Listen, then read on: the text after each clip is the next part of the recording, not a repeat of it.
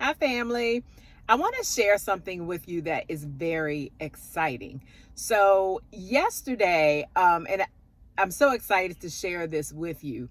Um, Yesterday, it was nice outside, so I decided, all right, let's get back on the outside workout grind.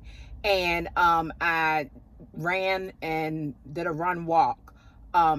Yesterday, and as I was having my time, you all know when I exercise, my outside time, that's not just my exercise time, but that's my time that I spend with God. I take that time very seriously. So as I was working out, I hear in my spirit no ceilings. Now, I posted earlier today on the Facebook page and across the other social media platforms about operating without ceilings. And that is where that came from. So, to go back, yesterday, in my spirit, I kept hearing no ceilings, no ceilings. And I just began to get so happy and so joyous because I knew who it was and I know what it was that the Holy Spirit was saying to me. Now, if you've been following along, and let me preface by saying this word is not for everyone. But if it is for you, you will know, because this is just confirmation of what God has already been showing you. So, confirmation. This word is a confirmation. If you're just watching this and you're like, "Oh, yes, yeah, let me catch that." Yeah. No. This is for those who, when you hear this, it confirms what God has already been speaking to you. So, no ceilings. And I was just overjoyed all yesterday after hearing that. I was so overjoyed and excited because of what God just throughout the day began to speak to me and share with me about no ceilings. Um, so we've been in a place as we've transitioned out of our wilderness seasons where we're no longer transitioning, but we're standing right in the, how can I say it? We're in the doorway. The door is open, we're standing there. It's just that we have to take that step to be catapulted just right into it. It's no more waiting for the open door. We're standing in the threshold of the door. And with that being said, there have been many words about preparing, and about what God is doing, what he's about to do in your life, and that what he's doing is going to overtake you with blessings, because there are going to be so many blessings, so many promises that he's going to hit you back to back to back to back. It's a build up of you being in the wilderness and not being able to access this during that time. And God has he's filled up. He's held onto all of these blessings and promises that you should have received. But because of the timing, because of situations, because of circumstances, at that time you couldn't receive them. But now, out of your obedience, because you were obedient, because you followed him, because you stayed committed to him, now is the time that you will be overtaken with blessings, with those blessings that he stored up for you. So, let's go back to no ceilings. The blessings that you are about to receive, if you only knew what you are about to experience, no ceilings, no limit, no cap. In the previous video, prepare. Please go back. Please go back and listen to that. Because it sets the tone of what God is doing now. Not what he's about to do, what you're about to walk into. You're standing at the threshold and you're about to cross over one step from experiencing overflow. It's going to blow your mind. And as he began to continuously say, no ceilings, no ceilings, no ceilings, no ceiling. I'm like, Holy Spirit. I mean, at one point I was in tears because I'm like, God, it even not just the blessings overtake you, but to know that you serve a God, that your Father loves you so much, that even after all the pain, all the suffering, everything you went through, he still held those blessings for you because he knew one day you would come out of the wilderness season. It reminds me of Job, all that he went through, but when he came out, look at how God blessed him. And you're about to experience your overflow season. Let me read to you. What he brought to me was Deuteronomy 11, chapter 11.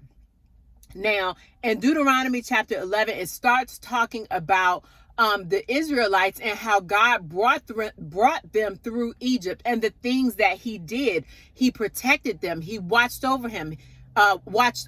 He cared for them.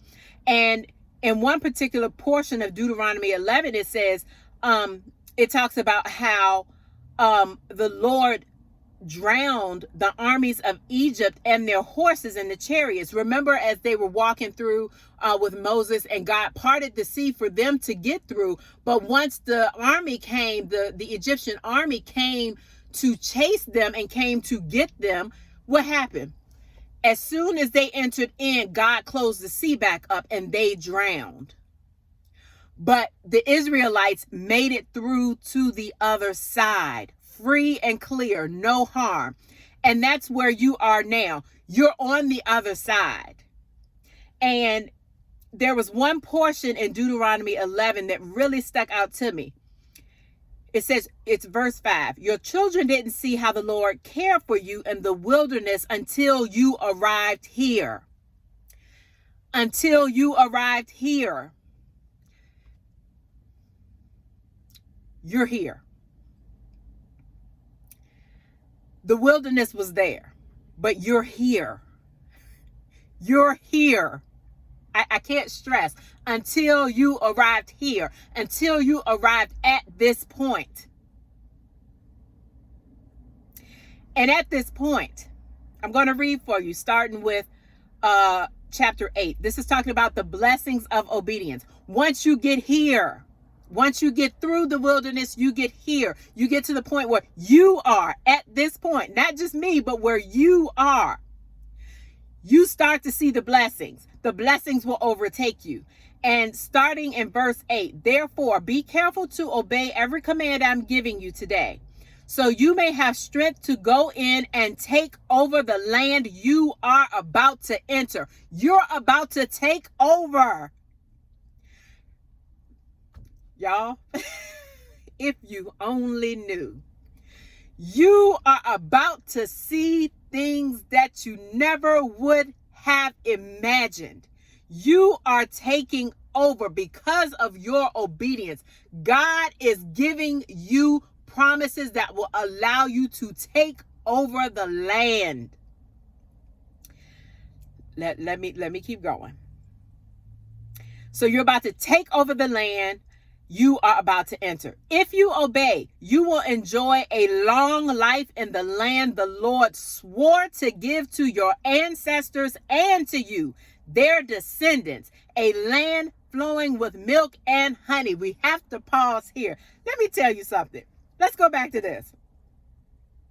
You will enjoy a long life in the land the Lord swore to give to your ancestors, to your parents, to your grandparents, to your great-grandparents, to your great-great-grandparents, to your great-great-great-great-grandparents. The blessings that God said would be theirs. Some of your parents, and I'm going to talk for myself. My parents aren't here today. My grandparents aren't here today.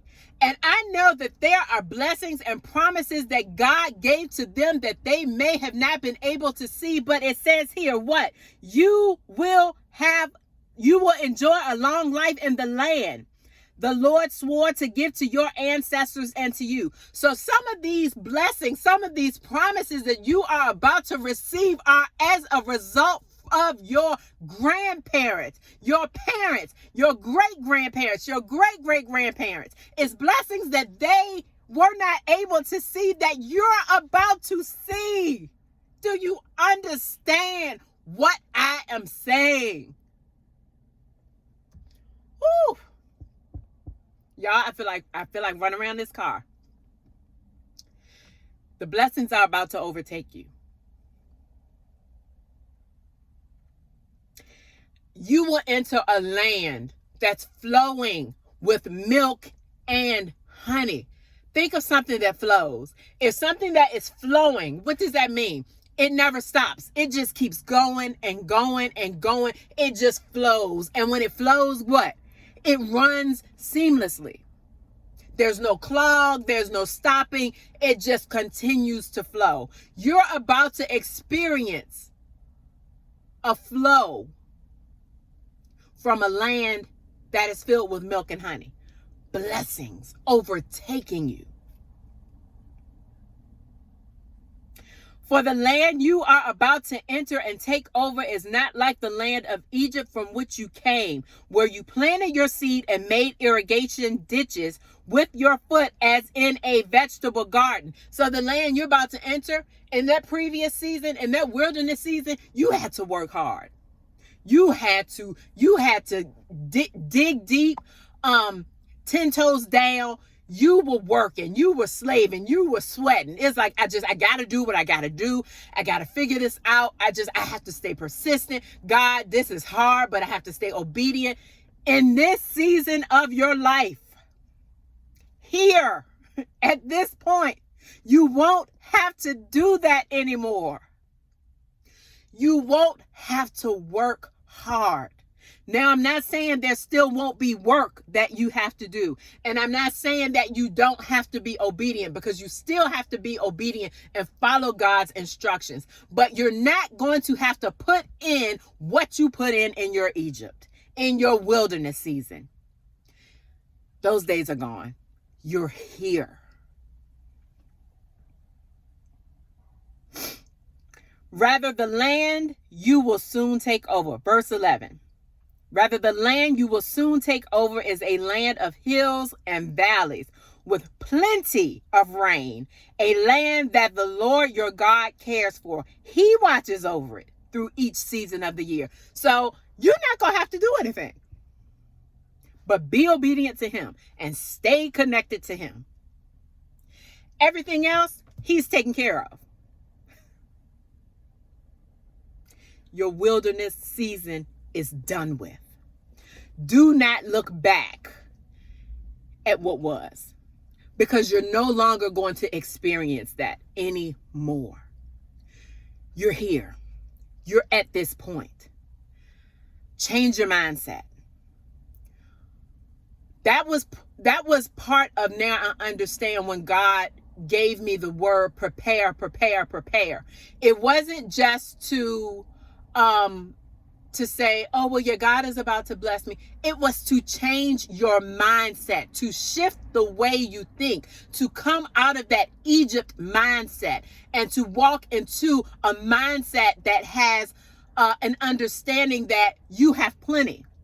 God watches and cares for what he's providing for you. It's a land of milk and honey. You're not going to have to worry anymore about how things are going to happen, how things are going to work out. Do I have enough?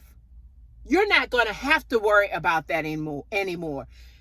While you were in that season of digging ditches and putting in the work and being obedient, you're no longer going to have to do that anymore.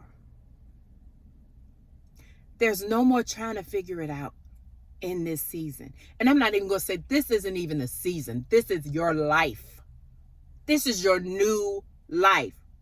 Remember, the Israelites were used to the bondage in Egypt. They were used to having to be slaves when they were in Egypt. And when they crossed over into a new lifestyle. They didn't have to do that anymore. They were no longer slaves. They were no longer bound by the Egyptians.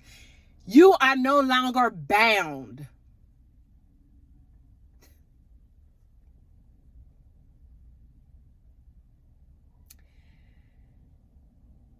if you carefully obey these commands I'm giving you today, there is another side to here, to the overflow, to the land of milk and honey. You already have it.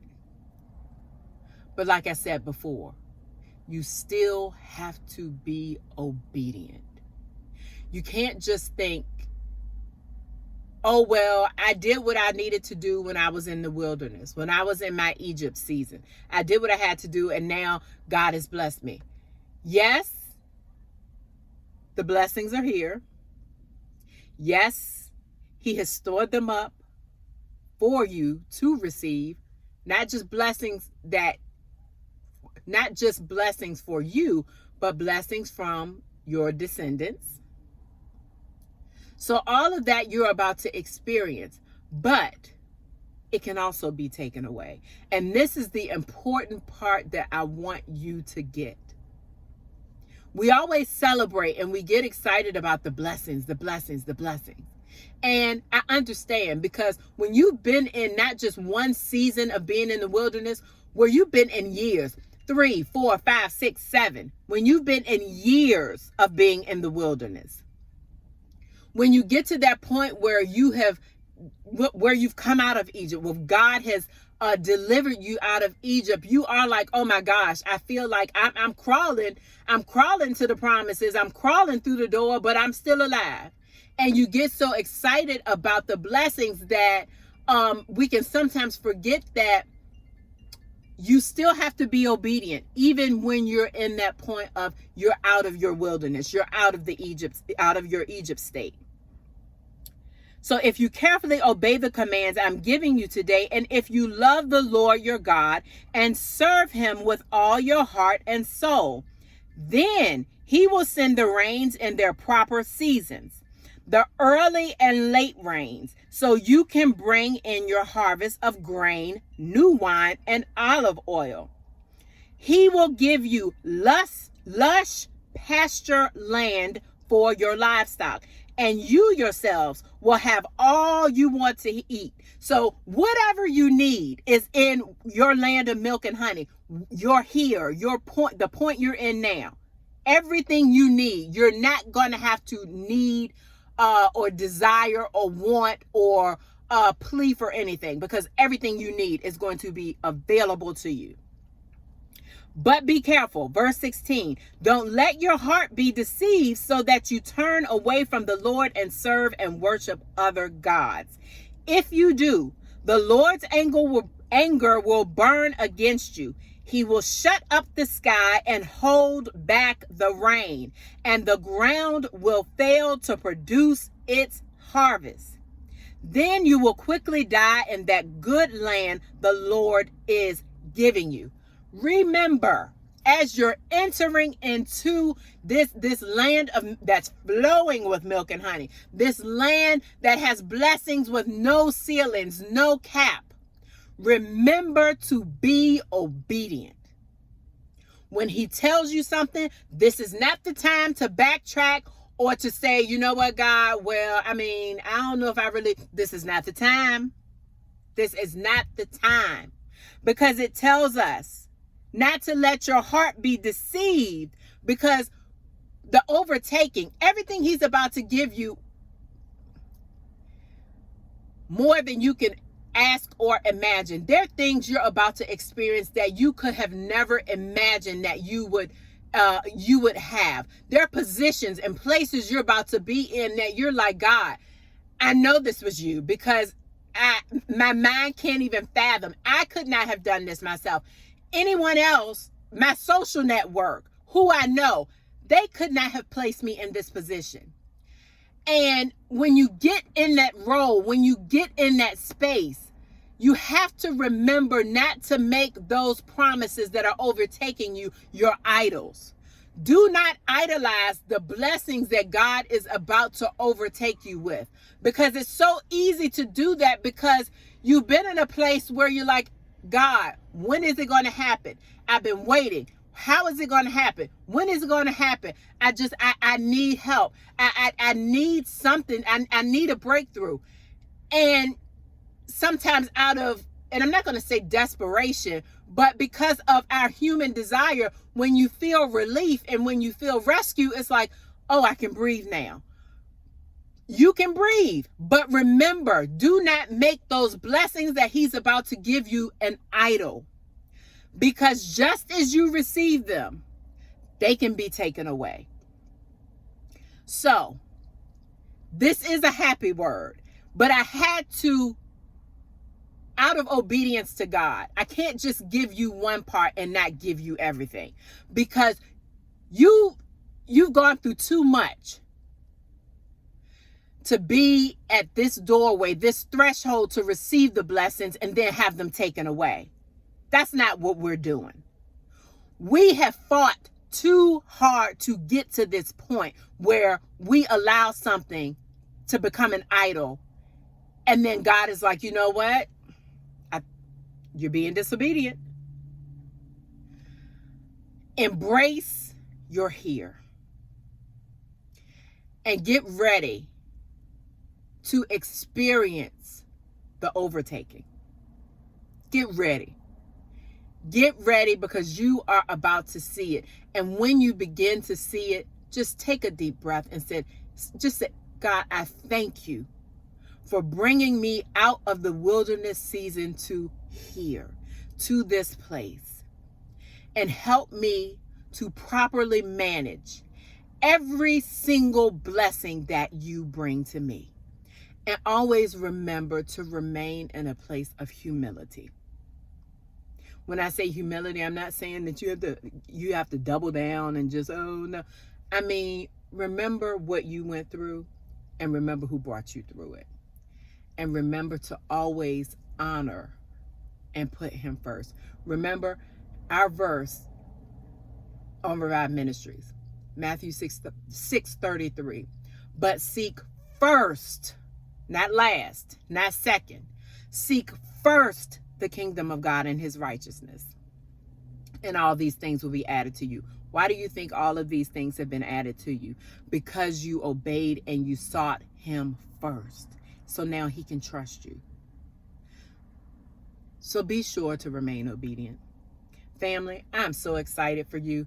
And as you start to receive and see these blessings, please come back and share your stories. I love to hear and see when God is doing something. And, it also encourages others to see, you know what?